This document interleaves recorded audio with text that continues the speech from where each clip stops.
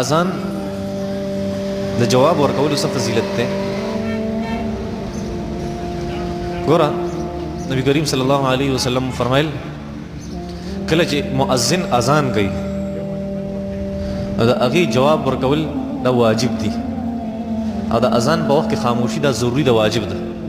سړی به خاموشي اختیاري د اذان په وخت کې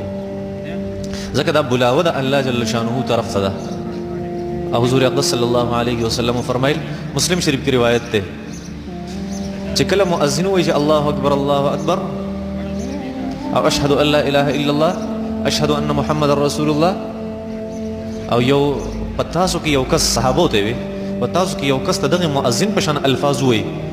خو په حي على الصلاه وحي على الفلاح کې سوي لا حول ولا قوه الا بالله دا چې وي د زړه نه وي الله جل شانو د جنت ته داخله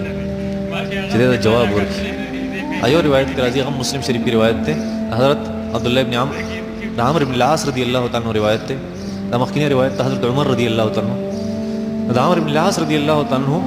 هغه فرمای چې نبی کریم صلی الله علیه وسلم فرمایل کله چې اذان کیږي نو تاسو د مؤذن په شان الفاظ وایي مؤذن چې سوي اقشن دوهراوي وسره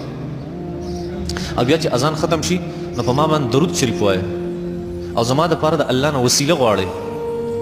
او بیا نبی رسول الله فرمایل چې دا وسیله یو مقام او مرتبه ده په جنت کې او دا به الله په خپل بندګانو کې یو بنده ته ورکړي او زما په خیال چې هغه زه هم هغه بنده نبی رسول الله فرمایل نو چې زما د پاره وسیله وغوښته د قیامت ورځ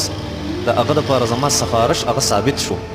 او چې په ما درود وي الله جل شانو هغه باندې لس رحمتونه نازله. طيب دا فضیلت